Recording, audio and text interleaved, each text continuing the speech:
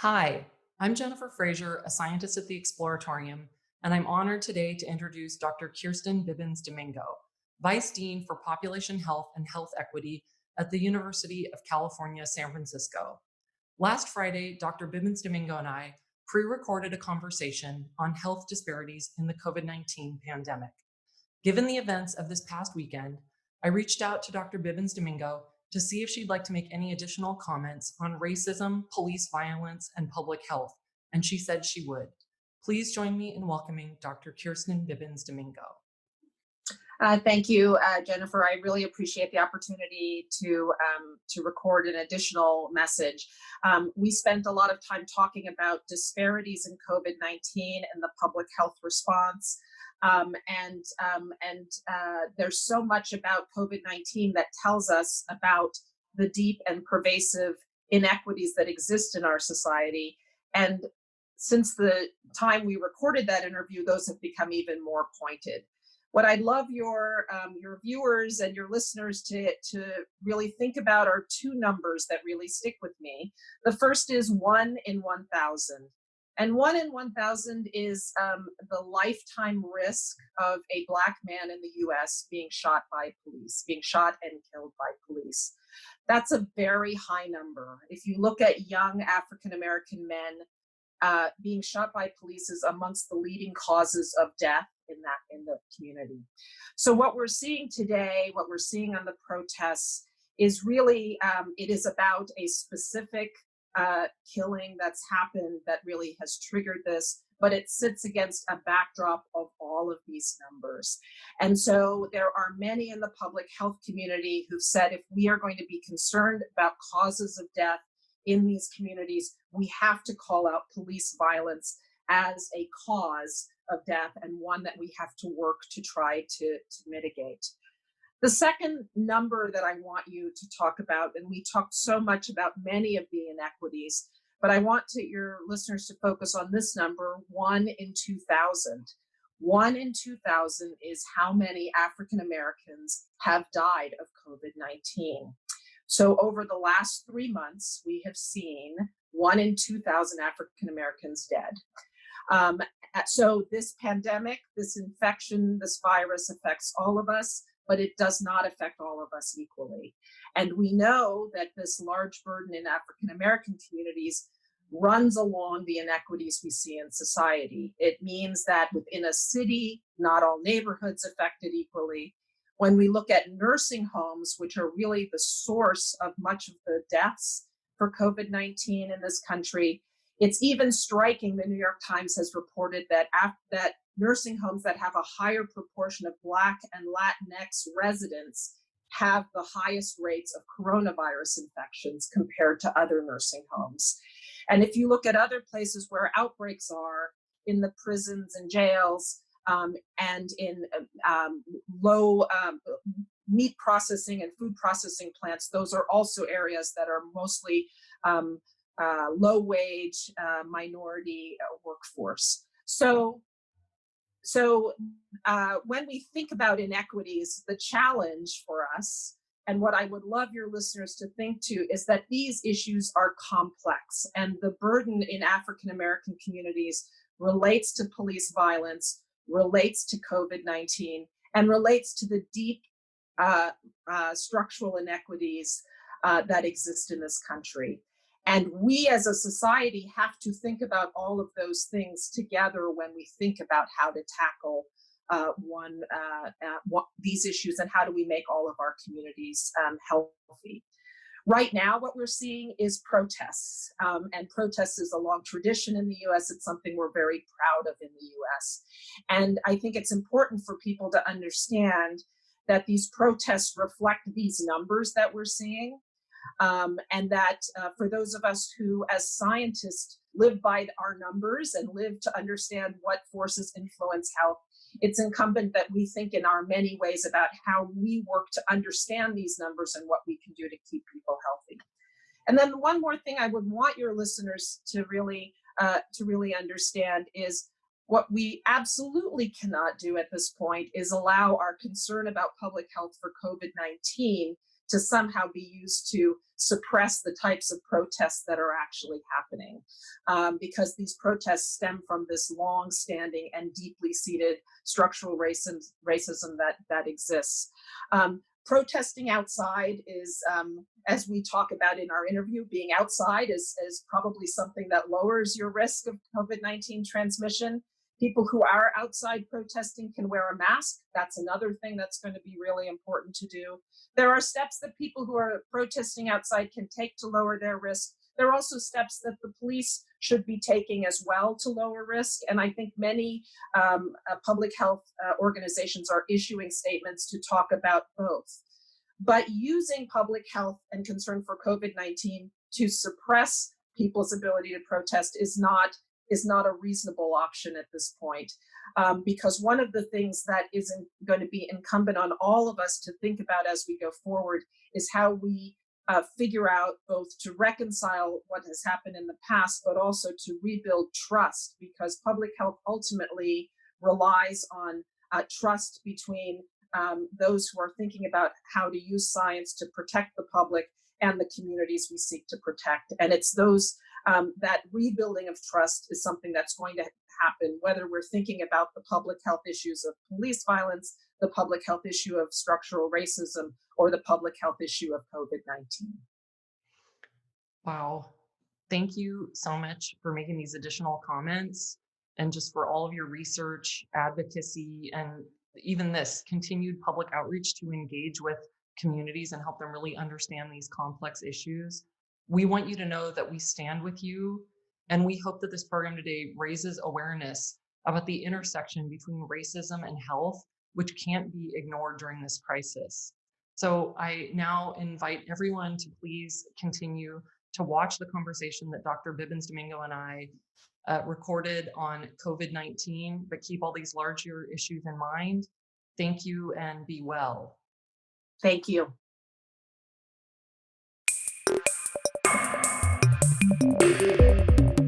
Hi, everyone. I'm Jennifer Frazier, a scientist at the Exploratorium.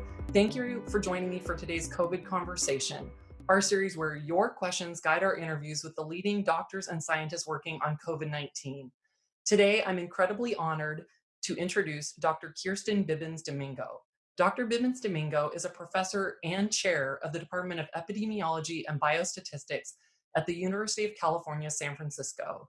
She is the Vice Dean of Population Health and Health Equity and co-founder of the Center for Vulnerable Populations. Dr. Bibbins-Domingo is an international leader in research on health disparities and is here to talk with us today about the disparities that are already emerging in the COVID-19 pandemic. Please join me in giving a very warm welcome to Dr. Bibbins-Domingo. Welcome. Thank you very much for having me. I love the Exploratorium, and I'm glad that you invited me. Thrilled to be here. Oh, well, the Exploratorium loves you and can't wait to have you back soon. And I'm just glad that you could join us virtually today. Thank you so much for being here. Absolutely. All right. And we are, this is such a critical topic. We're going to jump right in. And Great. I think to start off, in the US, we're already seeing African-American, Latinx, and other underrepresented populations overrepresented in cases and deaths of COVID-19. So can you just give us an overview of the data that's coming in? Sure. Some of the numbers are pretty striking. The areas of the country that have had the highest rates of coronavirus infection have been Navajo Nation, for example. So extremely high, higher than New York and New Jersey, which are the places we oftentimes think about. If you look at deaths from COVID-19, a quarter of the deaths in the country have been in African Americans, even though they represent about 13% of the population. And then when you drill down more locally, if you look here in San Francisco, the cases of COVID-19 are really predominantly in our Latinx communities. And that's true across the state of California as well. So I think what we're seeing is that although the virus can affect all of us, and we're certainly all affected by this pandemic, the impact is really not felt equally in all communities. And I think that's an important to understand when we look at the pandemic, and it's going to be important when we think about how to respond. I think the real question for a lot of people, we're seeing this kind of news coming in about the Navajo Nation here in the Bay Area, about the Latinx community. And the question emerges, why are we seeing Right. these, disturbing trends? And as someone who has been working on health disparities for a long time, have you been surprised? Yeah, I would like to say that I've been surprised, but not really. I think all of us who study inequities in health were really bracing. The data was a little bit hard to emerge because we don't oftentimes collect the data in the right way. The data is sometimes slow to emerge, but when it emerged, it clearly followed the pattern that we expected to see. It's the pattern that we've seen in prior pandemics, and it's the pattern that we see just in health states in general. So I think what the pandemic exposes is the deep and pervasive disparities that we have in health anyway. Well, Why does this yeah. happen? And I think that we can think about the categories. It's easy to think about them, but I might just tease them out for some people who might not. It might not be readily apparent. So Yes. you and I are working from home. We have the luxury of telecommuting, and part of our ability to telecommute depends on other people who are out working, right? So there are other people who are making food, who are delivering food, who are delivering other types of things, who are keeping our streets safe, who are keeping our hospitals clean, and those essential workforce is a low wage workforce. Oftentimes, it's a workforce that's disproportionately represented by communities of color. We know, so there's a higher likelihood of just being exposed to the virus, it turns out. We know that there are other health states that make you susceptible to severe disease. So people who have high blood pressure, who have heart disease, those things make you more likely to have severe disease or die. And those types of conditions run more deeply in many of our poor and minority communities. And then there's issues of healthcare access. So it's hard to get tested. You sort of have to have insurance right now to get tested. Not anymore, but that was probably true at the beginning. So there's and there are many ways in which we've heard stories around the country just of ways in which sort of biases emerged in how people had access to treatments, had access to tests, which probably had an impact as well. And the challenging thing for health disparities is it's never one of these things. They all sort of weave together. And one of the things that's been pretty striking for me is and sometimes we don't realize it as much in our privileged positions, but it actually takes resources to stay sheltered in place. It takes resources to be quarantined. And so when I say this to my patients who I see at Zuckerberg San Francisco General, and I realize that they are living with several other people in their household, that they have to go out to get food for their family, you realize that even the basic things that we are asking people to do to stay safe in this pandemic are much harder for the communities we're talking about. Well, and so if I just sort of think about some of the things that you just said, it sounds like some of it is basic exposure, right? That like one of the reasons these communities are being affected is they either due to their work or, lack of other resources for like delivery or something, they are having to be out there being exposed to the virus. Some of it has to do with underlying health states, like maybe that already due to some other circumstances, maybe there already were predispositions, which we know can affect you with the virus. And then you're also saying there's an access issue, like maybe not having access to good healthcare, not getting access to testing. So I'm sure those are only three of many factors, but are those sort of the three biggest things you're thinking: exposure, underlying conditions, and access? Yeah, I think those are the three big buckets that we would put it in. And then I think right now those are the three big buckets, and I think it's helpful to think about those as the big buckets to put things in. I think what's harder sometimes to appreciate is how these things intersect, right? So even a simple thing like many of your listeners may not know, but about half of the deaths in California are nursing home deaths. So those are deaths that are taking place because people are living in a we call them congregate living settings. So people living together in the same setting. It's much harder to control virus spread, right? So when the virus enters into a place where lots of people live together, it spreads much more quickly through that place. And that's one of the reasons why nursing homes are a challenge. People with more health conditions are living in nursing homes. When the virus gets in, it's more likely to spread. That means we, as in public health, have to pay attention to nursing homes. It's why in San Francisco, we are testing regularly nursing homes, people who work there, people who live there, even if they don't have symptoms. We're testing more regularly because we know it's such a risk.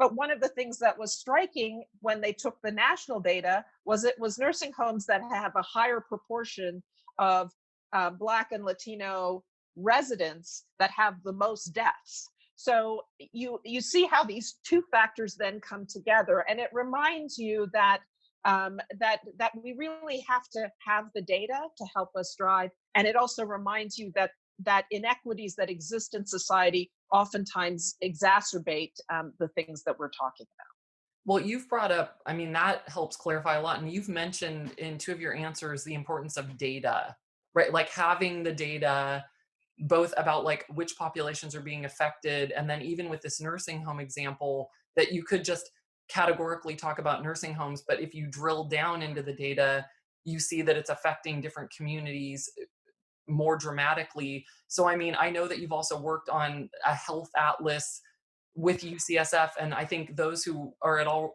associated with healthcare are familiar with kind of like your zip code can sometimes matter more than your genetic code. Is that one of the reasons that do you think that data collection has to play a huge role in addressing these health disparities? Yeah, I think data collection absolutely has to play an important role. So you mentioned the Health Atlas. The Health Atlas allows us to put together data about COVID-19 with data about other things that we know affect health. So we know in our neighborhoods, whether I live next to Golden Gate Park, whether we live near a place that it's safe and easy to exercise is one of the things that's going to influence my health. Other neighborhoods don't have that type of access, or the outdoor spaces may not be safe spaces because there's more crime, other things in those neighborhoods. So being able to juxtapose health data with what we sometimes call these social determinants of health in the same place, which is what we're doing with the maps and the Health Atlas, I think can help people see things that are happening. Right now in California, at the southern part of our state, Imperial County still has the highest rates of COVID-19, really shockingly high, double the rates even than LA. Oh, wow. And that's a county that has a high rate of unemployment, has a high rate of pre-existing lung disease, a high Latinx population. And you can see how many of the things are going to make it challenging. We need to focus our public health efforts there, but it will also be challenging because of the other things that we talk about. And so I really think that data is going to help us target our public health efforts more effectively, which is going to be so critical in this environment where we're all trying to get the pandemic under control. Well, and that I think it's both the pandemic. You've highlighted that these issues were there before the pandemic. The pandemic is highlighting a lot of the issues and have laid out some of the reasons why, right? Like pre-existing conditions or access to, healthy exercise. So what are institutions like UCSF or other leading institutions, researchers like you, what is it that you're looking at as solutions for some of these issues, and what are some of the challenges to addressing them? Yeah, well, I'm a professor at UCSF. I'm a physician there and a researcher, and I'm really proud of UCSF, obviously, because I think because I think that I think the pandemic has really brought out the best in what we do at UCSF. So please forgive the commercial, but I'm going to just tell you a little bit about that. I'm alumni too, so I really love UCSF. It's a fantastic public university. It is. I think UCSF leads with the things that are core to our mission. We provide clinical care, we educate, and we do research, right? So those are the three primary things. And because we're also a public institution, we want to do that with the goal of serving the public, right? And so what I love, our clinical colleagues really prepared everything for the surge that we hoped we were not going to see, but we were ready for. We did a fantastic job. And as soon as it was clear that because of everyone else staying at home, like you all did, and that we flattened the curve in our area, and then the number of people who just volunteered to say we have to go to New York, we have to go to Navajo Nation. That's what we need to be doing. It was really quite inspiring, and I think we sent teams to both places. And it was really important, and I think the numbers who volunteered was far in excess of the numbers who actually went. And so it really was a testimony to, us leading. We provide care, but we're going to also provide care where care is actually needed. So that's one example on the care side. Targeting, you're saying targeting, I mean, just to like sit on solutions. I think you mentioned this with the testing, and you've mentioned it with like, is that it's about not just like, oh, let's do something broadly, but are you saying that targeting things to communities in need, like targeting the testing, health interventions, public health messaging, that's one of the key strategies for addressing some of these disparities? Yeah, that's exactly right. We've actually had a long-standing relationship with Navajo Nation, for example, and so clearly there was we all heard on the news about the need in New York, so that was clear. But the very next thing was that we sent the teams right away to Navajo Nation as well, and I think just the comments back from what our nurses and health professionals saw there, but also from the comments from the president of Navajo Nation, comments back, I think really struck home that it's really important to go where the need is the greatest, and we can actually do something to help alleviate. In this case, because they needed real people to staff the ICUs because of the high burden there. With education, we've been similarly trying to do it. So I think here now of like our Latinx Center of Excellence, they've been really taking education to the community-based organizations in the mission, in other Latinx populations, really working with the community-based organizations to get information out in Spanish. They have a team that's been working the food lines in the mission, actually, to give out masks and other types of things. Because even masks, I don't know where you have been ordering your masks from, but even those are hard to get sometimes. And so they've been out there both educating on public health practices, but also, taking it directly there. And then even things like research, we've had outstanding scientists who are doing clinical trials. Our basic scientists are phenomenal and are really working at the forefront of this.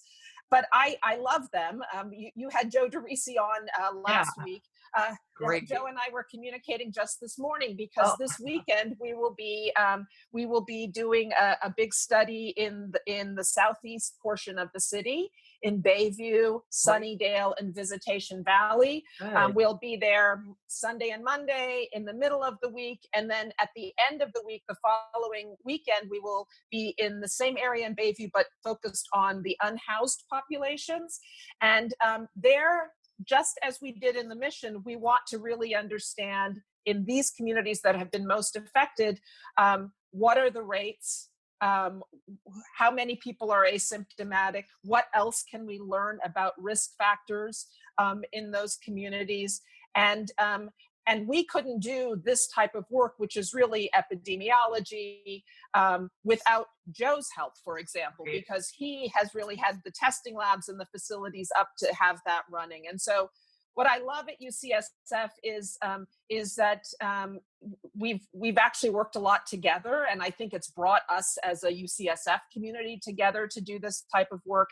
And I think we are leading with where we see the need the greatest, but we're doing it in partnership within our groups at UCSF, but then also most importantly in partnership with the community. So we couldn't have done this study in the mission first and in the Bayview and Sunnydale and Visitation Valley really without strong partnerships with community organizations. Well, so it sounds like, if we have these health disparities, which have already existed, we see them coming to light in the pandemic. And then it sounds like leading health institutions like UCSF, it's a combination of, collecting the appropriate data, working across sectors, right? You can't just have a doctor. You also need like people who can run the tests and do a lot of the analysis or basic research.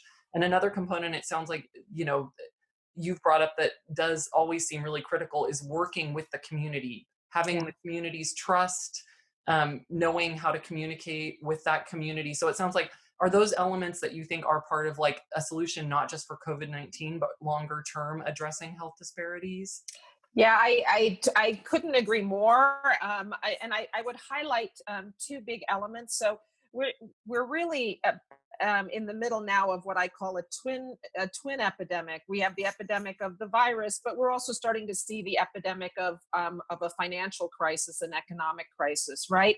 And so again, just like both of those affect all of us in some way, we all know people who've been affected by both of those. They're also not going to affect all communities equally. And one of the things that we need to think about then is how our solutions really also address some of the economic issues as well, and the social determinants issues. And so it's been critically important to partner with the community-based organizations, because what we're doing in the southeast portion of the city is not just testing. We're testing and doing complete wraparound community wellness for people who have tested positive, right? And Right. that response has involved the on-the-ground community organizations, the community who know how to get food to people in need. We are not trying to do that ourselves. We want to be empowering and enabling the community-based organizations to actually provide those services. They know how to do it. And giving the resources to them to be able to do that is the most appropriate and effective way to do that. So one is just about the economics of it, and understanding that we all have to work together across multiple sectors and to put resources in those communities themselves, so that that these multi-pronged problems are addressed appropriately. The other is that we always worry a little bit about stigma, right? And so Yeah. we're talking about health disparities, and we're talking in this very nuanced way about these multiple inequities. But what I don't want anyone to take away is, oh, all Latinx people have COVID, so I need to stay away and not hire them. Or that would be the worst thing to take away, because everyone can get this virus. And these are people who, because we have the luxury to stay home, and many are out working, that is what's putting them at risk. And so, but working with community organizations, I think, has helped us to figure out how to do the messaging to get the word out in a way that hopefully is less stigmatizing and empowers those communities also to advocate for the resources they need. Well, I mean, so you've touched on a lot of solutions, and then this really critical point I think that everyone needs to take to heart, which is we're all equally susceptible to the virus. And so it's really important not to take some of this data, right? We want to use this data to like address health disparities and make sure that everyone's healthy. We do not want to use it to stigmatize people. And so just having that Absolutely. awareness, I think, is really, really critical. And you're talking about a lot of things that I think everyone is so grateful is being done, right? The high level things like, oh, research is being done, working with community organizations. But I think what a lot of people are wondering is what could possibly be the role for an individual? If an individual is really disturbed by these health disparity issues, is there any individual action that a person can take to help address these disparities instead of it being kind of this more abstract, something happening at UCSF, something happening in government? What is it that an Yeah. individual might be able to do? Yeah, it's a great point, and there's the needs are really great right now, and so what I love is the way in which people have stepped forward with either their particular areas of passion or their skill sets to do this, and so right now one of the things that I worry about is there's a great need for food in many of these communities, right? And so as people have lost jobs, if people that really basic needs are not being met, and because that feels so immediate to me, if I wanted to think where somebody wanted to put either their volunteer efforts or their financial resources.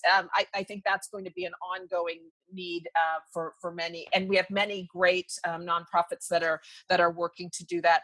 I think some of the solutions are going to be very local, so I would always urge people to think in their own communities who's the most vulnerable, because sometimes we can understand the pandemic a little bit more about the businesses in our own communities, the older folks at home in our own communities, and to think about how we really think about what we can do at a very local level.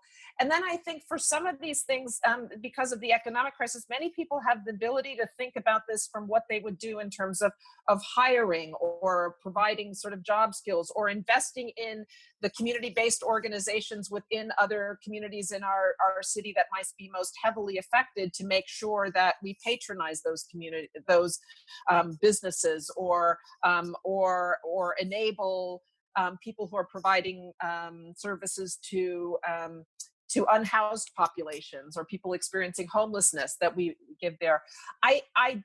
There's oftentimes a paralysis in this type of situation. It feels overwhelming. But I think that if people focus on the need is so great that no one person is going to solve this problem. I think people should focus on the thing that they feel most passionate about. That they should understand that if you just go to the San Francisco Department of Public Health, you can see the zip codes that are most highly affected.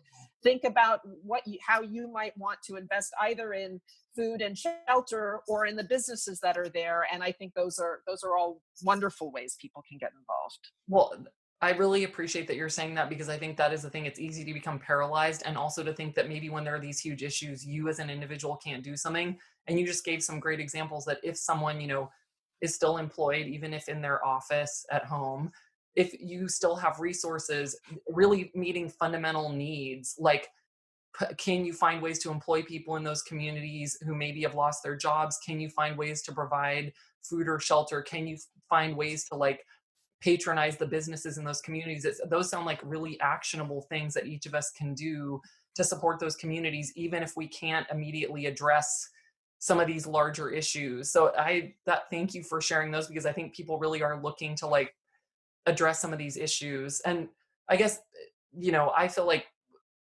I'm so grateful for the work you're doing. You're saying all these great things that are happening at UCSF, and I feel like we're really lucky to have someone with your leadership and research experience addressing some of these big challenges. I was wondering if from some of these larger issues, we get a lot of questions that are very, very practical. And in addition to being a leading researcher on health disparities, you're also the chief of epidemiology. So yeah, do you mind if rather than being in kind of thinking about some of these really critical issues, I guess everyone feels like there are a lot of critical issues even around our everyday actions. Absolutely. Can I ask you a few questions we've gotten? Of course. All right. Now it's now you can put on your hat as a general epidemiologist. The thing I think we get one of the most questions about right now are masks, because I think, especially in the last few weeks, it's become really clear, masks are required. It seems like masks are incredibly critical for preventing spread, but there's still confusion. And I think one of the things that people are the most confused about is masks versus social distance, especially outside. So, I'm outside with a friend, with a family member, we're 6 feet apart. Do we still need a mask? What if you're outside, do you still need a mask when you're 6 feet apart from someone? Yeah, good. So great question. So here's the first thing that I want to say. We all want to get out of this shelter in place. I don't know if you're like me, but no. I'm a little bit tired of it, right? Oh, just a little, just a little, right? So we want to get out of shelter in place. That's the first thing. And the second thing is this is what my chancellor says, Sam Hawgood. He says, we are moving into a period of coexistence with the virus. So the pandemic is not over. But we have got to move into, we have to return back to life so that we can live our lives, and we have to do it in a coexistence with the virus. So coexistence with the virus, for me, means some things just have to be a normal part of our everyday life. And that is what masking is. So yes, The masking, we have to get in the habit that we are going to just be wearing the mask almost all the time, right? The Okay. mask is to protect you from me, right? Okay. Well, That's what the mask is for, right? It's to protect you from me. It does. But the point is that when we all wear the mask, we all protect each other. right. And I think we have to think about how we all want to get back to doing the things we want to do. And that's going to mean most of the time, we're going to be wearing a mask. The mask really is done in combination with the social distance, right? The social distance just means that, you and I are going to still keep a respectful distance from each other, even though we're wearing these masks. And that's how we keep each other the most safe. I will tell you, I work as a doctor in the clinic. We do in the clinic, while we're providing care amongst our doctors, we both mask and socially distance. Wow. Right? That's what we do. That's what I do. These are my colleagues that I see every week when I do my clinic. We do exactly that. Okay. And so, yeah. Even outside though, because I think that's the question we're getting a lot is I think people understand that a lot of people are even afraid to be inside with other yeah, people. Okay. So they know about masks, but I think as the weather's turning warmer and people are going yeah. outside, I think they think distance is a substitute for masking. But even if you're outside, do you need to wear a mask? Yeah. So again, why I prefaced it with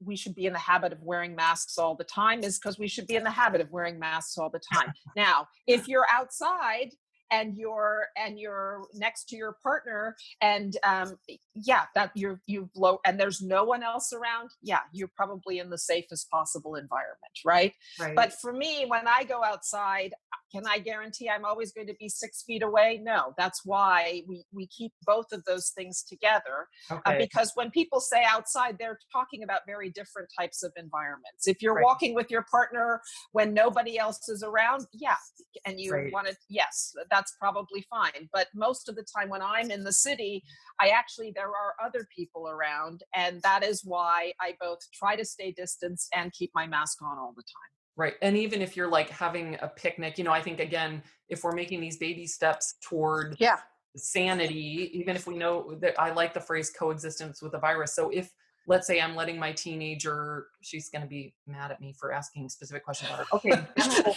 General teen X, unrelated to me, is going to hang out with her friends outside. They still should be wearing masks 6 feet apart. If we're having picnics, even if we're 6 feet apart, we should still be wearing masks. Just get in the habit of masking all the time. Is that kind of the mentality we have to get in? I think that's what the mentality we want to be in. Now, if she's mostly hanging out with her friends, that's fine. If one thing I love, I read a really great article recently about Japan, right? So Japan never really went on a big shutdown, but they mask all the time. They mask all the time. And their message for the things you really need to be careful of they have a 3 C's of what you want to avoid: crowded spaces, closed spaces, and close contact spaces. And I thought those were really practical when you think about, okay, none of this is about 100% risk or 0 risk. It's like, how can I not put myself in a really, really risky position? Really, really risky is close contact with somebody who you don't know, not somebody you're normally living with. Right. Being in enclosed spaces, those are more dangerous than being outside, and crowded spaces, right? So when you give me the example of your teenager who's with her 3 friends she's always hanging out with, and they're outdoors and it's really just them, if their masks were off, they're probably at still low risk, right? But it's when they've all brought their other friends and there are more people around, right. Then you can't get in the mode of saying, well, just because we're outdoors, it's all fine, because you don't know as much about the people who are around you. All of those things are what increase risk. So it's weighing. In some ways, it sounds like what we all have to start getting used to. I mean, it sounds like in general, just get in the habit of wearing a mask, thinking of these things about weighing the different risks. Am I indoors? do I know these people and do I see them regularly? Oh, or are there a lot of people or a few people, like sort of balancing out the different factors so that you can make some judgments about like how safe you are or not, while understanding, that you do need to like edge back out into the world. But I like your way of framing it as kind of weighing some of these different factors so that you can make the best possible decision and still see the people that you care about. But it does sound like so here's another like question we've actually gotten quite a bit. It's about wearing these masks. I know because I was like, I actually can't even think of a good answer for this one. It's how, so now we're at our barbecue, we're at our picnic. Oh, restaurants are opening back up, but we're supposed to be wearing masks all the time. Yeah. How do you get the food?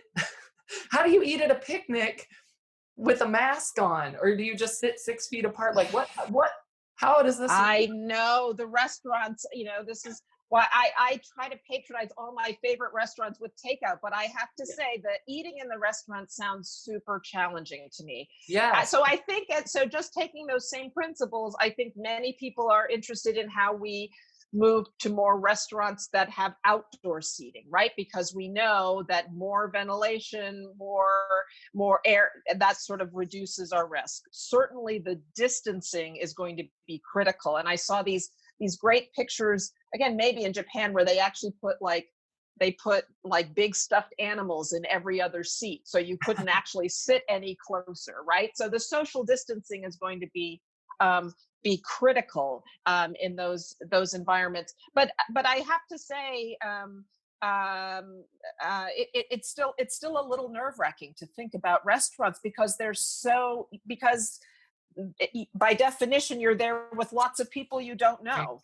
And as you say, you have to take off your masks. Yeah. Important to know that you don't get coronavirus from the food or from eating the food. It's not that. It's that if you try to imagine your favorite restaurant, you have to imagine really, while the mask is off, really making sure that 6 feet is there. And that's hard.